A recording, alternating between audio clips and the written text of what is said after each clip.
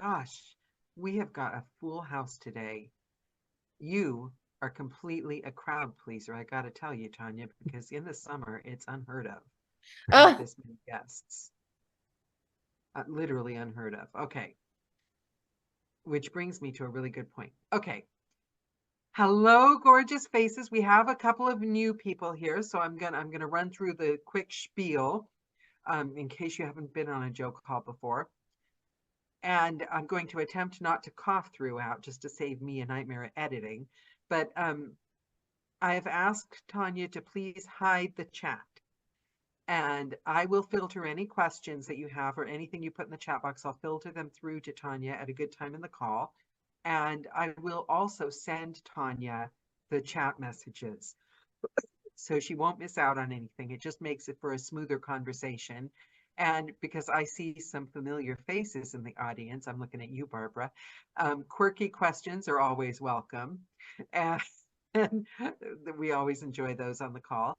Now, this is quite a special call because we had Tanya on a while ago. It's been a couple of years ago. So I'm not going to go through the specific things that we do on the normal calls, but I do have a lot of questions for Tanya. And after the call we had with Tanya, I had a crazy amount of people contacting me, asking if I could put Tanya on the schedule to have for future calls. And I'll tell you one, I mean, I've had like 200 something calls, but I'll never forget what Tanya said on that call. Two pieces of advice you've given me, Tanya. One was on that call, and one was on your blog, which I also want to talk about at some point. The first one was, and it wasn't what I expected. You know how people say you only get one chance to make a first impression? You said that's not true, especially in this business. People are busy. I might be misquoting you, but I got the gist of it. People are busy. They might not remember you if you're not emailing them. And that I still have to remind myself of that because I've got such a feeling, not being a person that's ever accepted by the herd. When I send out publisher letters and things, I get that feeling of, oh my God, they're judging me and I've blown it. And I mhm. always remind myself of that piece of advice. And I say, it's okay. And I know it's true. It's so true because people are thinking about themselves, their dog, their house, their kid, that piece of advice. And then the other piece of advice was from your blog. I mean, there's so many, but this one spoke to my heart and immediately changed the way I do my job. You, I was suffering from old person syndrome, not old as in age, but old as in when you've narrated quite a few books Mhm. and you're a pro and you do the job and you know exactly how to give it the right read and you've lost your newbie spirit. And especially I would do auditions because they're a normal part of your life. You do auditions, Yeah. but you wrote in your blog, and of course, I'll ask you later, I can't quote it exactly, about how important having that right, the first word you say has to be, it has to grab them, it has to be special. And I always remind myself of that now. And I will redo it because when you've done a lot of books, it's very easy to Yeah, be it's easy. professional, Right. but not throw yourself at it. Yeah. Yeah. And Yeah.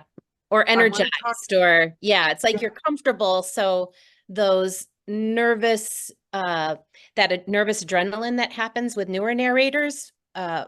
when you've been doing it a long time, you don't have that. And so it can sound like disinterest or whatever. Yeah, it's just a good reminder for all of us to be bold. Yeah. It's important. And this might sound cheesy, but it's kind of relevant in relationships as well. Sometimes I've taken that and I've thought, you could actually listen to your husband. Hmm. Because you do, we take life for granted and we do things on autopilot. So I want to talk to you, and I hope I'm not. The hard thing about it is you're writing, and I've never met anyone like you in this respect. And I can't imagine what it is like to be you because you don't, more so than me. And I really don't. You don't have like a filter between the authentic you. You don't seem to, unless you fake Mhm. it extremely well. And like your writing and what you put out in the world, like you've got like no fear. You are, you, that is what people mean when they say authentic. We don't ever Uh, really achieve it, but you do. Your blog sometimes, I mean, sometimes your blog posts upset me, and mm. sometimes they make me want to cry, and they're just, it's a blog. And I remember one was like, the statistics about booking jobs and being a female, middle aged, most. And I remember I finished reading, I was like, oh my God. I want to know, is it because you're not a person that can be fake, or is what price does it cost you to be that authentic and show up continuously that way? Yeah, I mean, I think it was a conscious choice that I made probably 30, 40 years ago. Really? From childhood, yeah, because in my family, the one thing you couldn't be is honest. Very dysfunctional family. You had to keep secrets, all of that. And I decided when I left that house that I was not going to live my life that way. And that people would know, partners, friends, work, whatever, they would know what I was thinking.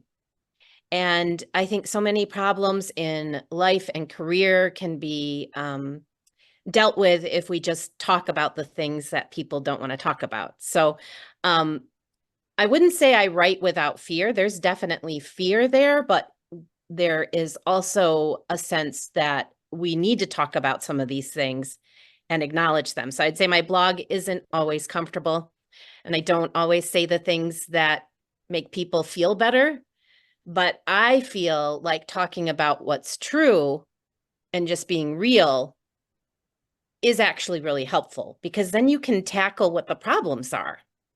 If Yeah. everyone's saying everything's great and there's no issues, then well, what do you do with that when you're struggling in your career? When you hear that other people are struggling, that this is industry wide, then it gives you like a way in to take it less personal and like battle. Yeah. Does that make Yeah. sense? Yeah. Yeah. So and yeah, I'm a good actor, but not in terms of like improv and with people. I'm just who I am. It's just easier. So your perspective is, I think it's helped so many of us. So what I've noticed is you also very freely talk about insecurities Hmm. and your own insecurities. And you're the only one I've seen get away with that. Like I am very authentic about almost everything, but like I also have a bit of me that's like, I know how people are going to react, so I will filter some things. And you don't. You go on about being insecure. But the thing is, the fear or the thought, I would assume if somebody said they were that insecure, like at times, I'm not saying you're that insecure, but at times you're very clearly speak of it. Yeah. And then you come on this call and you have more people joining the call on a summer call than I've had live ever on a Oh, summer call. People people aren't afraid of the whole package. People aspire to be like you. So has that acceptance and love from other people and reaction to your blog and your writing, has that gone a long way in making you feel like a wholly knit person, like confident and everything? Has it changed the way you feel, um, the reaction? I mean, I think some of my insecurity is just as also what makes me an artist. Mm, So having feedback on the blog, having those likes and comments is really affirming.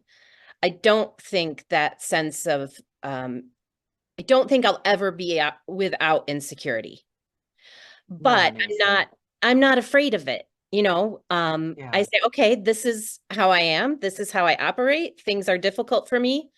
Sometimes social situations are difficult for me. I have a lot of thoughts of failure, but that's just part of it. So what? So now I know that, and then it actually by saying that to people, it frees me to be bolder, take risks, do things that are uncomfortable, because I just know that that's how I am and that's the way it is. And usually, people are very receptive because you'll find that most people have insecurities and Yeah. fears and struggles. Yeah. So, and the ones who don't, I'm a little suspect of. So, Yeah. Like either they don't have a soul or they're lying. right, like something's not right. One or the other. You gotta have some kind of crack in there somewhere. And do you not find that when they don't have a crack, maybe they genuinely don't? They had perfect childhoods, Yeah. everything was perfect, charmed lives. Right. It's a Boring. little uninteresting, right? Yeah. Like, could you Um, get a crack maybe? Go find something? yeah, it was like when I was practicing baking, and in baking, like you want every little thing to be perfect. For me, I don't find that appetizing. I like things that are imperfect.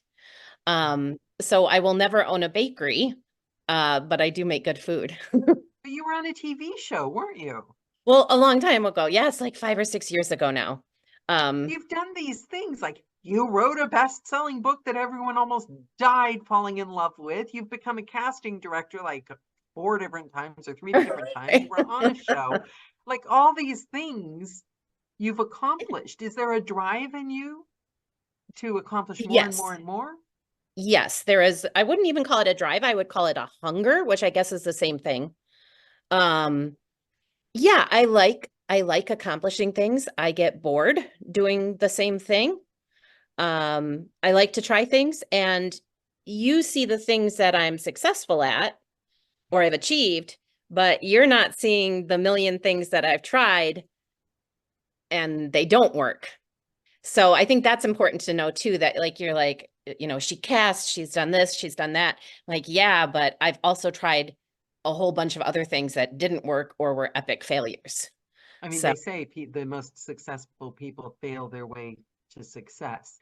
Um, I yeah, had and it's comment, I'm not a numbers person, but I do understand statistics, and I yeah. do understand the idea that the more you try something, even if it's a 1% chance that you'll get it, eventually the numbers will work in your favor. That's just kind of how it's probably Yeah, good and that you I don't don't ever try understand math. anything. Right. Barbara says, honestly, when I hear you talk about insecurities and imperfections, it gives me the confidence to be myself, regardless if I fail or Mm, not, and to do it. yeah. Failures are lessons. Awesome. I think that's so. Every year we learn new lessons, don't we? What's the most recent lesson you've learned? You strike me as somebody that's always changing and always learning. I am. Right now, I'm trying to work on how I handle stressful situations. So, yesterday we closed on selling my house, and there was, Wow, yes, that is thank you. stressful. It's very stressful. And then I got a call an hour before I was supposed to sign that they had walked through the house and there was dirt, which there wasn't. And I just went from being like calm and relaxed to a complete madwoman. So, a lesson I'm trying to learn is a little more, how can I be a little more balanced? Um, The virtual reality meditation. I'm right. I'm I won't get started on that, but yeah, seriously. Yeah, Do you meditate at all? Are you a meditating kind of person? I cannot meditate. I can't Um, either, but I'm no, virtual so like reality. I've tried yoga, and the my experience was I couldn't do it because I was so competitive with the other yoga people. So yeah, meditation and quieting that brain is not helpful to me. Writing is helpful to me. That's how I You offload process it. and calm. What do you, so you've got this beautiful new place. So, I mean, I feel it's weird because we're not having conversations like every day, but Yeah. by virtue of your blog post, I remember that guy that was like, wasn't who he said he was and was a total, and then you've ended up with like the perfect relationship and you're like in a gorgeous new place, and Yeah. I feel like I've been there with you and I'm like so excited. It's pretty So crazy. Yeah. do you have to pinch yourself or does it feel as good as you thought it would feel that you're in this Yeah, I mean, cycle. that's another thing I'm learning is how to be happy. Um, if you haven't experienced that consistently in your life, it can be very scary. Um, and so luckily the partner that I found, Tim, is a very calming, soothing person who does Oh, not have the same anxieties that I do.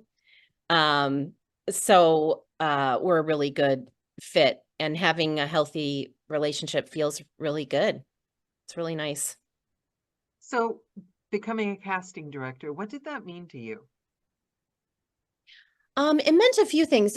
It meant using my creative audiobook brain in a new way. It meant trying to give opportunities to people that I knew were talented that were maybe not getting opportunities. It means advocating for I mean, I cast both male and female and non-binary, it doesn't matter. But if it's women in particular, I'm always trying to give them voices that are also a range of ages, um, to combat some ageism in, and I do the same thing, with men too, but with women, that's a particular passion of mine. So yeah, Do you, it's been really fun and fulfilling to move into casting as well as narrating. can I ask you, do you think ageism, I mean,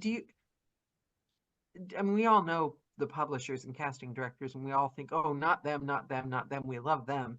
But do you Mhm. think ageism is a conscious thing, or do you think it's a perception, or do you think it's an unconscious thing? Or somebody said, oh, they're hiring casting directors and they're in their 20s, so it's subconscious. People subconsciously hire people that are like them. What do you think ageism is? Do you think it is real, or do you think it's not? I do think we, even though we don't see people, we do make judgments based on the vocal quality. And I think casting directors really are trying to fight for blind casting, but there are different vocal differences between ages. And I think sometimes it's listeners, sometimes it's the authors. The casting director will put forth some choices and they just want that really soprano, light crystal voice without realizing that young women can also have lower velvety voices. Yeah, Um, I was velvety when I was 5. right, yeah. So I don't know. I don't know. It doesn't feel malicious to me. I don't think it's that. I just think I that know I'm sure it's not malicious, but I'm yeah. wondering if it's even conscious. Maybe some, maybe not. I don't know. I Yeah. don't know. Yeah, and I also wonder at what point it's on the side of the talent as well. If you think that something is, have you ever wondered that? If you have a perception, oh, I'm old, or oh, I'm such and such, I'm always going to be cast as this, Hmm. do you think that affects how you get cast because you've got that feeling of yourself? It changes what you Well, apply sure. Like for. if you think of yourself in one way, then how can you give an audition that is convincing or realistic? Yeah. I think some people are better at it than others. I don't audition for YA titles. Yeah, I don't Because either. even though like I can do a younger Yeah. voice, it doesn't feel like a comfortable place for me. Where I have friends who we have similar vocal qualities and they get cast in YA all the time. But I also think it's a preference and what do you connect with and what feels authentic to you. And you Um, know when you do a read, huh? Because I got booked for children's a series. mhm, They're not going to end up on Audible. They're going to be in schools when it was like 11 children's books.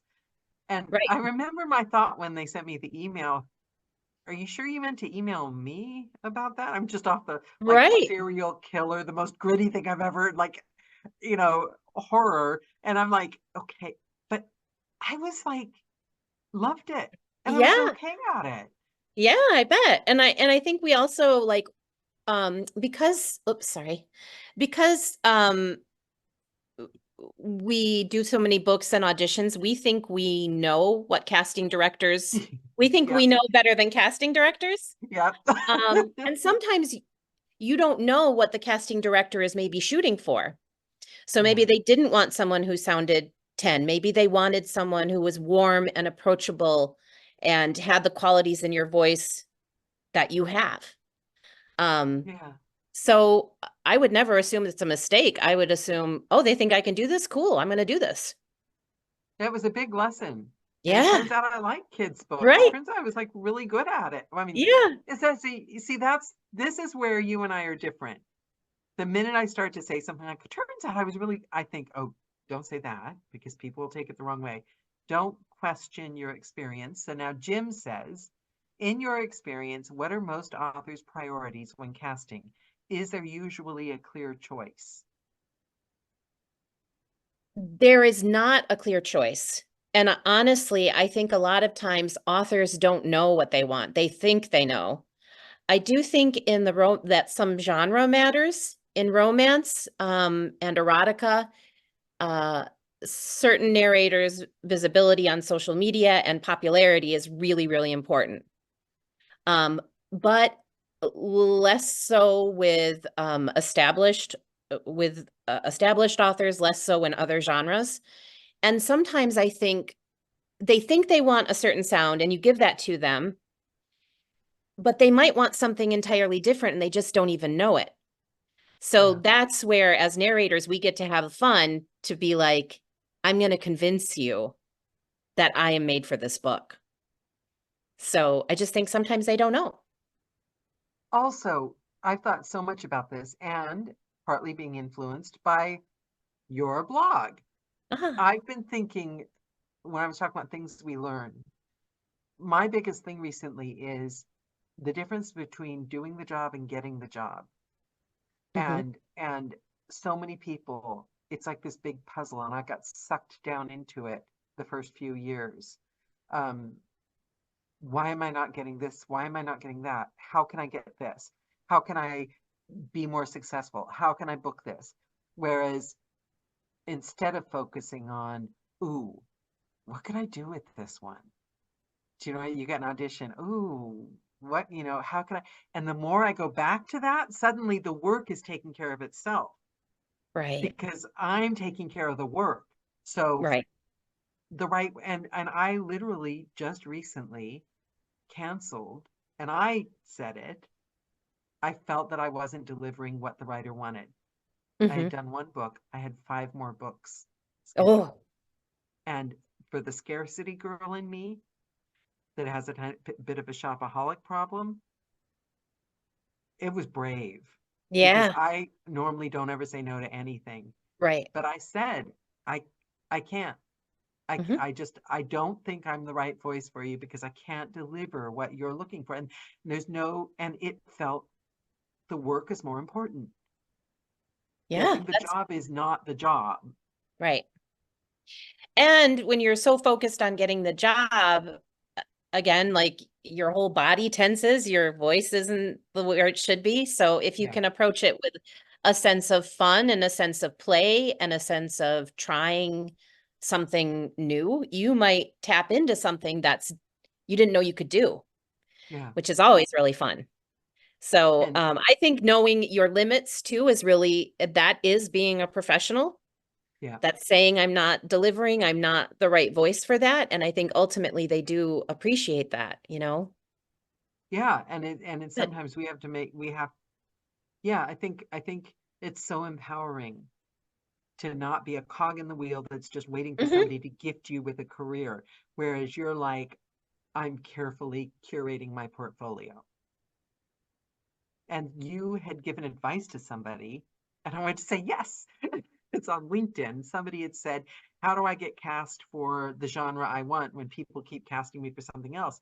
And one thing you wrote, can you see how much I read your blog? it's I'm like awesome misquoting it because every I time. forget this stuff. I'm like, But oh, you suggested finding ways to do the work that you loved, and then mhm, you would get cast. And I did that. I literally did that, and it was very successful. I booked yeah, myself, I right. filled my portfolio, and now I get booked.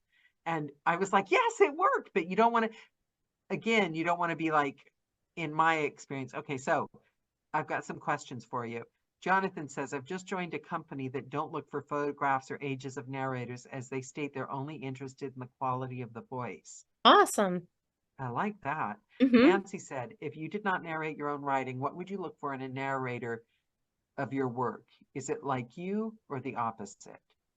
I have not narrated all my own work. There's I think about half of it has been narrated by others. Um, and when I cast something that I've written, I I am just looking for that person who clicks. I don't know what I'm looking for. I'm just waiting till I hear it. It's the indefinable, undefinable. It's that energy Hmm. from the first word. We go Right. back to what you'd said about auditions. It's Right. that jumping in, isn't it? It's that, Right. And ownership. It's like, I didn't know I wanted you, but you just convinced me. yeah. And I feel that way too, like when you're talking about how do I get cast in things, there's this idea that because we're reaching out to people and we're telling them that we're great, they're going to just cast us. But the truth is, you kind of have to prove yourself, because they're putting money, trust, time, and all of these things in it. So if you haven't recorded a lot of titles, getting things on your website, finding things to read, finding other ways to show that you can do it, um, is very helpful. And there's so many ways, right? I mean, There's so many ways now, and you don't have to be yeah, a TikTok person. You no. can just prove that you can do it by having really cool samples on your website. Andy Garcia told me that because she's like a social media, she loves it. And one of the Yeah. first things she said was the right social media platform for you to be on is the one that you enjoy. Because if you Yes. don't enjoy it, you're not going to. I don't enjoy TikTok. I just don't enjoy it. I just Right. don't like it. It annoys me. So does Discord. My friends were like, let's start a message loop on Discord. Nope, nope, not. I don't like it. If you Yeah. don't like it, you're not going to, you know, you're not going to show up yourself, are Right. you? Right. So, so we're plugging along. We're Mhm. booking jobs. We're all too busy to have dry spells because there's stuff we can work on. Um, when you did the comfy mentor, you were like amazing. Aw.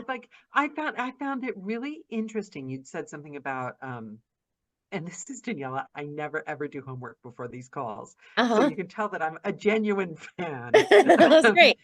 but you said something about how you got the feeling people were booking sessions because you were also doing Blunder Woman Hmm. and they could be hired.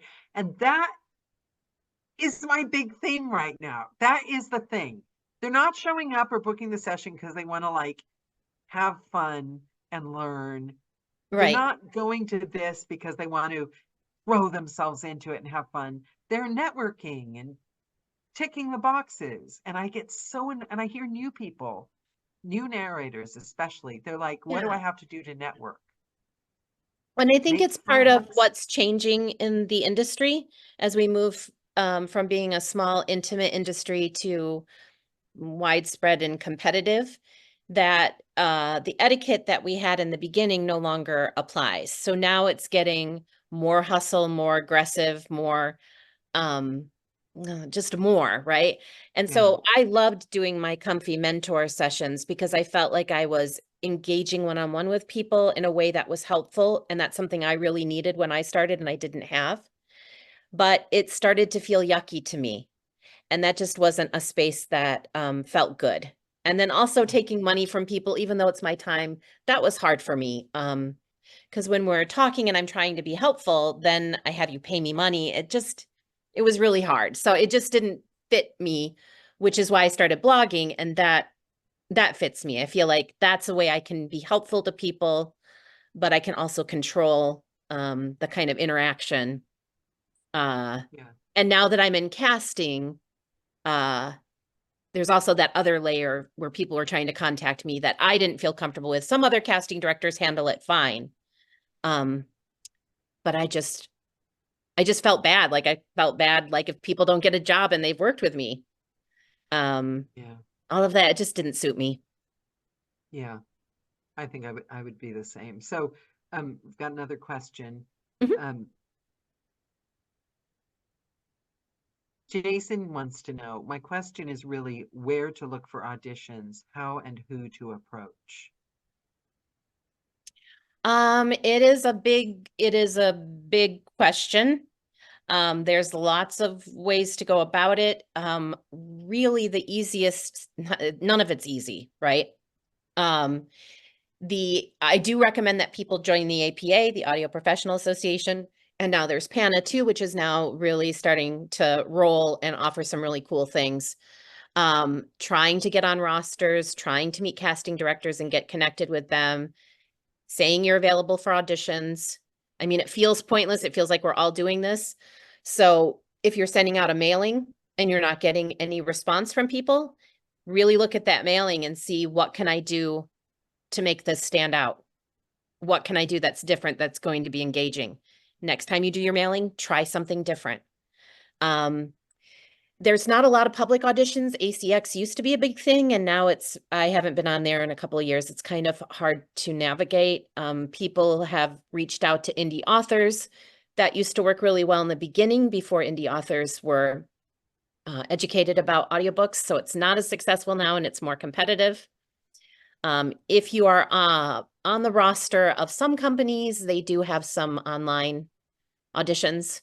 And then there's Ahab, but Ahab has like 16,000 narrators in its database. So you just have to approach these things knowing that you're going to keep trying, you're going to try to shine, but there's a lot of competition. Yeah. And I can actually, I like the indie author thing. Mm-hmm. I think if you consistently do it, then you can grow quite a little base to your business. Right. By And it's like social consistently media. doing it. You have to find the path that works for you. And I'm always telling people, like, if there's someone in the industry who's telling you there's only one way to do something, Yeah. really sit and question that, because as you talk to people, you're going to find that everyone kind of has their own path. Yeah. So you really have to try and see what works for you. I And wish there follow was your an gut. easy, yeah, I wish there was an easy answer to say, I know where you can find all the auditions, but that's part of the business of audiobooks, is getting to know people and getting invited into those rooms. And working in the meantime, as long as you're still working in the meantime. So is your website done? Are your samples perfect? Do you need more coaching or training in the meantime? Are you doing a public domain book? Because there are millions of them. You could Yeah. be doing a public domain book. Are you stacking your portfolio with more books? Are you reaching out consistently to indie writers? Are you learning how to Yeah. find money, how to find the good royalty share indie writers? There's so much. There And is I would so also, much. a little tip that I have, at least for email reach outs with people, is, make your list of all the people that you're going to contact and make a list of all the genres that you like to do, and choose one or two genres to highlight with each person you're reaching out to, but make those genres different. So I guess that doesn't make sense. So like with Tantor, I might say, I really love nonfiction. I shine in nonfiction. Podium, I might say, I really love recording space erotica. Here's a link to my space erotica. So if you have, you're giving them one niche to take you in, but you have lots of different clients where you've given them all like a different highlight. So then you can also kind of figure out who's responding and where your lane is. Can I ask you a question? Ooh, Mhm. can I ask you a question? You're Of the course. perfect person to answer this. This is just for me personally, Okay. actually. If there were to say a book, I know that like Mhm. Macmillan says, if you find a book that you would like, we cast so far out, let us know. Don't do it Mhm. too often, but occasionally. There is a book that I really, really, really want to do, and it doesn't come out till 2025. Uh-huh. And but it's with Hachette. Mhm. Do you think I could be cheeky enough to send an email to Hachette and say, I really want to do this book. Would you consider me? Would you do that if you were me? Yeah. But Yeah. I would have an understanding that just because you want it and you think you're perfect for it doesn't mean you're going to get it. Oh, yeah. I'll forget And I about it once think I that's send it. where people get hung up or they feel rejected, where they have a really strong personal connection to a story. They think they're the perfect narrator, and they may be, but they don't get the job and then they take it personally. But there's so many factors. Yeah. So, for instance, I just helped cast a title. We had great choices. It was so hard to choose. We came down who we wanted, and then the author wrote back and said, actually, I have a friend who I want to have narrate it. Yeah, that So happens. the no to the people, it was, heartbreaking, but at the same time, it wasn't because of anything that they did. So yes, be bold, be cheeky, say, I would love to do this. I would love to audition. Here are my samples. But my concern is, it's a 1 in 1,000 shot for that book. It's not till next year. I will have forgotten about it. But my concern is, will it annoy them that I was presumptuous enough to ask, so that like they then discount all my reach outs going forward? Will I look like a pushy person to them if I suggest a book? No, my face just scrunched because I'm like, why? Like, Oh, see, why because would that's a that fear that you have. You start to be afraid you're going to like break the rules when you're sending these reach outs. You follow advice, and then you think, oh no, did I do that wrong? It feels like a minefield sometimes, the more advice you um get. I mean it's all in the tone of how you present it. So if you Oh, say, um, there's this book I'm so excited about, I would love to audition. Um, no problem if you're not interested. I have availability for other things, but I just wanted to tell you, it's all how you approach it. okay, Um, and I don't okay, think casting, they get tons of emails, that's their job.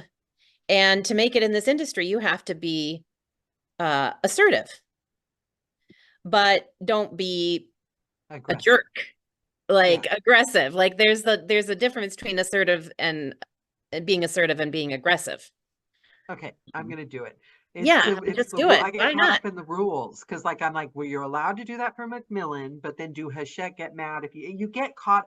And that comes from listening to all the webinars telling you all the what the publishers like with reach outs. You get in your head all the rules of what you're Sure. supposed to do and not supposed to do, and what annoys this publisher and what annoys that. You get afraid to Yeah, do but every anything. casting director is different. And Yeah. also the industry is changing. People are shifting jobs all the time. You never know. Um, I don't feel like reaching out is ever going to blackball you in the industry. It just doesn't, it Another doesn't seem lovely quote logical to from me. Tanya that I'm going to like remind myself of constantly.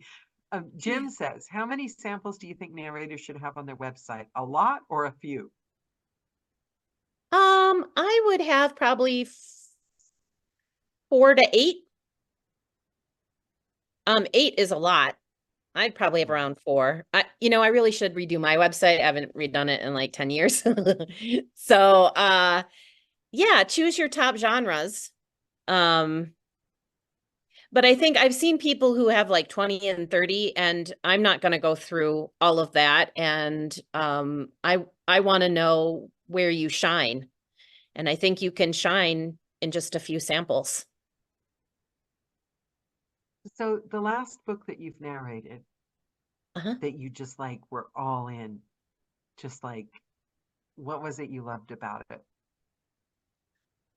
Well, I don't know if this has happened for you guys, but whenever anybody asks me about a book I've narrated, it's really hard to remember narrating any books.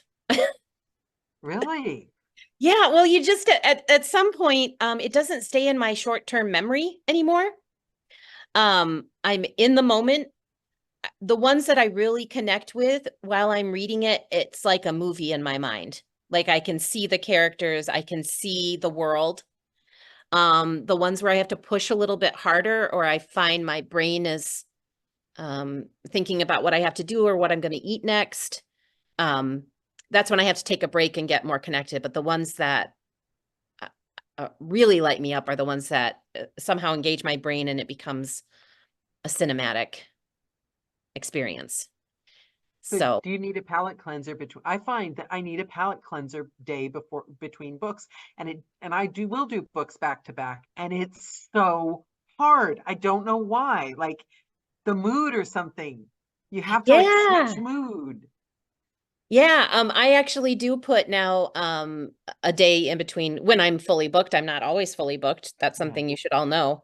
There are definite wide gaps in my schedule, but if I'm fully booked, I do try to put a day in between recording projects. Just to rest, clear your mind, let go of the other characters, the other thoughts, and give the next book your full attention. That's what I thought when I canceled those 5 books. I got Hmm. a day in between books, whereas before I had no days off. And Hmm. I was like, my brain's trying not to think about all the faux fur coats I could have bought with the money.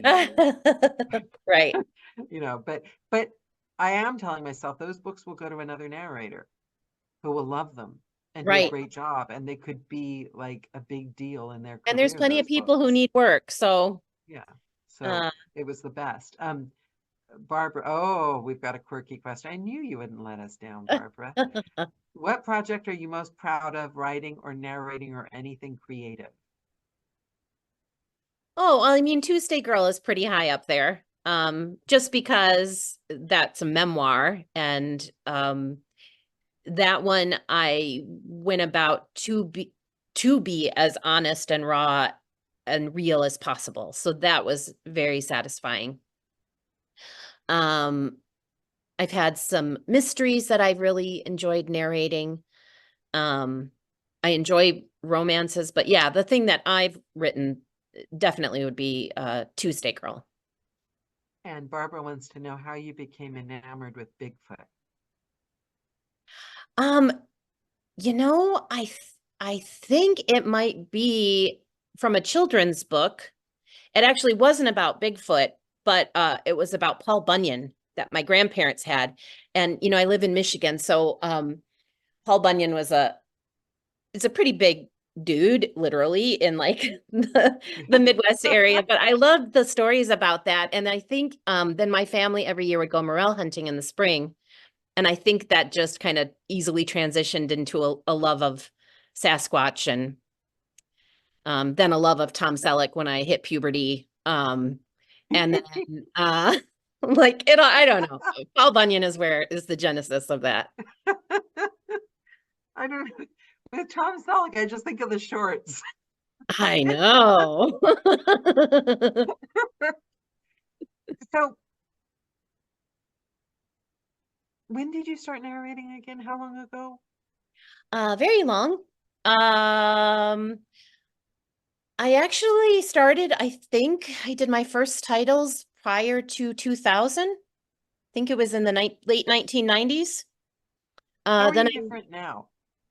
That's a long time ago. How are you different oh now yeah. as a narrator? It's really interesting. A little while ago, I went to Audible and I looked at what my first, like, how you can sort by year, Mm. released. And I listened to some of the early, and my voice was so much higher. And I really didn't know what I was doing. Um, but it was a nice voice. I didn't know because I worked for years to lower my voice, because I thought that high voice wasn't pleasant. Um, so I've changed in that. I've changed a lot I used to be so hyper focused on pronouncing words correctly, breathing correctly, doing everything correctly. And somewhere along the way, that just went out the window. And now I just do it, You act. whether or not it's correct according to someone. Um, I just do it. Hmm. Yeah, the feeling, it's that, yeah. It's Yeah, I think it's a I difference between acting with your head and acting with your heart. I'm now Yeah. more in the heart and guts area. Can I ask you how you deal with how do you control life not intruding on that connection to your heart when you get in the booth? I think that's my biggest challenge always is how do I keep my worries from real life from intruding on my space and focus in the booth? Yeah, well, that's one thing. I think you can't control it. So if you can let go of that idea, that makes it a little Oh, bit I was easier. working really hard to get this to work, Tanya. Yeah, no, no. I mean, life is going to interrupt. So Yeah. the other day, I'm recording in this, from my new house. We're on the lake, and now I have to navigate busy times on the lake. and when the boats come by, which is a new thing. Oh, yeah. And I can get insanely angry about it, or I can be like, oh, I guess I don't narrate on the weekends between 11 and 4. Yeah. In terms of thoughts and troubles and problems, I find going into the booth a relief sometimes. It's an excuse to literally shut the door on everything else that's happening outside it and go in and snuggle in and do my work and be in a story and be in a world. And I find that very calming and soothing. Mm. And the stuff that you left outside is going to still be there. You can take a little break from it. Yeah, Hope that's I used helpful. to Yeah. cut my emails off. I used to cut my email off so I couldn't view it. It wasn't like on my Mm. Hmm. screen. And I stopped doing it. I think it might be time for me to do that again because I'm too. So, um, Andrea wants to know if this hasn't already been asked. Oh, okay. No, it hasn't. What does Tanya think about a newish narrator focusing on one genre in particular to establish themselves and then branching out to other genres later once they are established? Yeah, I think that's a really good way to do it. I mean, a lot of casting directors, so a lot of casting directors will tell you they want to know the genre or your niche. And the reason why isn't because we can't think of you in other ways, but it's when we sit down with a particular genre that you will come to mind first. And then once you're established with them and you've got a gig, you can say, I also do this kind of work. But if there's something you really excel at and you're passionate about, I would lead with that and then train them on the other things that you're able to do. Because you're trying to get forefront in their mind.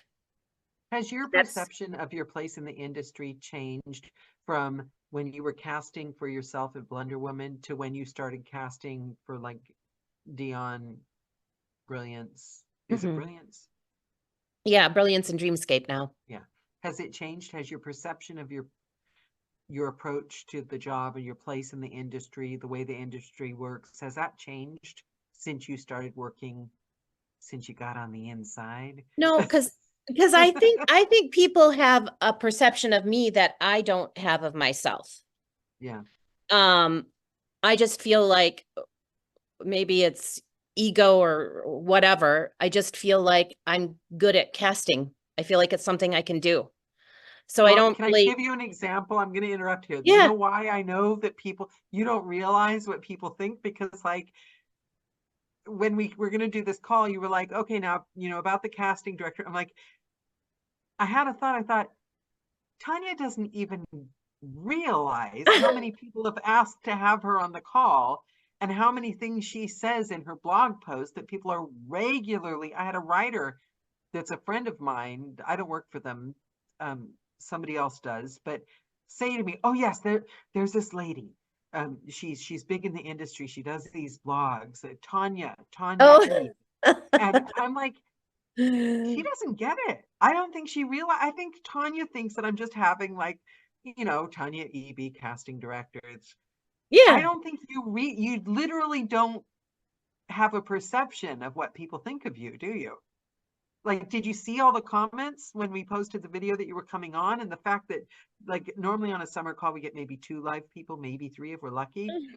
I always have That's to very explain to nice. the guests that Yeah. sometimes there's not going to be anyone in the summer. And Thank like, you. I don't think you walk around. I know you're a good casting director, but I think there's another side to the coin. I don't think you know who you are in the business. I don't think you realize you're the voice in our heads. You're the person that guides us, that we listen to, that we read about That's all nice. the time. And Mhm. you're like when you think a new narrator, you think Karen Cummins, narrator's roadmap. All Right. of us do that because that's who Hmm. Karen is. Yeah. I don't think you realize that you're Tanya Eby. it's it's it's I yeah, I don't I think don't spend time I don't spend time thinking about that. I really do feel like I'm part of the narrator community. Um and I you lead the just narrator community.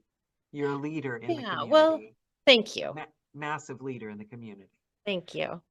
So, yeah, I'm determined by the end of this call that you're going to be walking out of here going, Tanya Eby. But all joking aside, I know the industry's changing, right? Mhm. But it's a pity in a way for the newer people that are coming in and that are, in my opinion, missing the point that you want to follow the Tanya Ebys, the Karen Cummins. You want to learn from the big personalities, and then you want to create your own idea of the industry, and you want I think it can grow in numbers, but Mhm. still be a little neighborhood. Yeah, I hope so. I hope I am kind of fighting for that in the hopes that we can keep the community going and vibrant and supportive instead of Yeah, competitive and cutthroat and all of that. And I do feel that way, especially like when you go to the Audies or something, it is a really festive time. And I do think new people are making their way. They're just making their way differently than those of us that have been in the industry for a long time. And that's sometimes hard for us old timers to see, but yeah, that's life. yeah, Things change, things evolve, and something works for one person, it doesn't work for another, but they find what works for them. So, um, yeah, I don't know where I was yeah. going with that, but Yeah, I think we're going the same direction with that. It's what yeah, I'm saying about working. You're doing your job from the inside out rather than the outside in. right. It's getting the job is not the point. Being cool and successful is not the point. Are you working today? Why not? Go on Gutenberg, find a public domain book, even if you don't have a clue how to publish it, record the damn thing, right? Right. It's and then like also spend maybe an hour in the afternoon looking at how other people are finding casting directors and auditions and all that. And Hmm. then when you reach out to them in a month or two, you've got 2 or 3 public domain books you've done too, Right. rather than sending an email going, hi, Right. do the Yeah. work. I think working and growing what you are making is it proves what you can do. Yeah, yeah.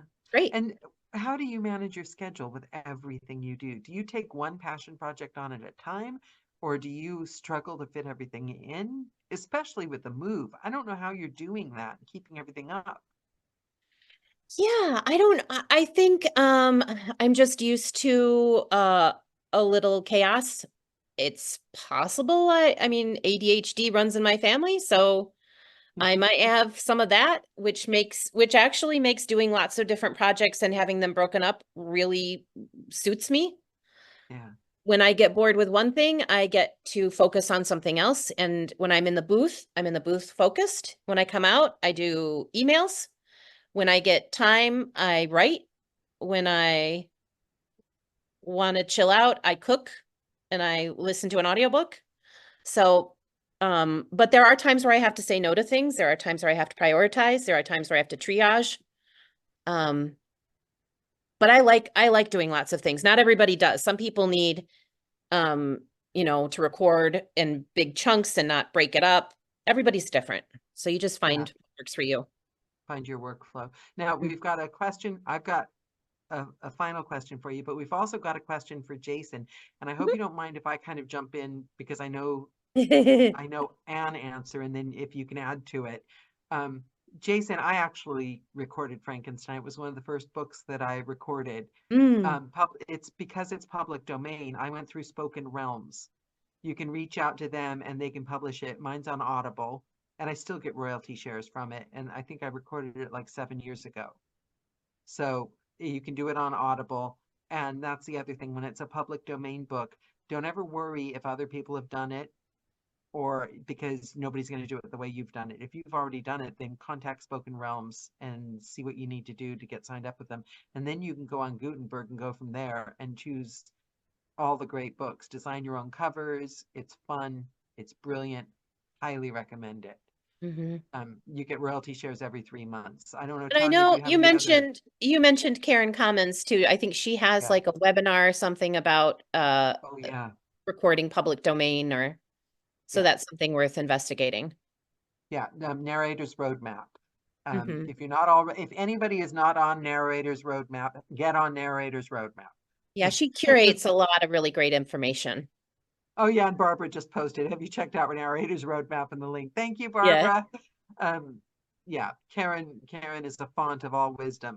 Um, oh, Nancy wants to know, how on earth do you maintain this level of energy? I think we'd all like to know that. Oh yeah, I take naps. I take serious Yeah. naps. Yeah, every day I take a nap, probably from 1 until 2 or 2:30. Gosh, I'm So, lucky if I'm waking up by what time do you go to sleep at night? 8:45. Wake up kind of naturally around 5 in the morning. I'm a morning Oh, person. you're one of those. Yeah, I'm a morning person.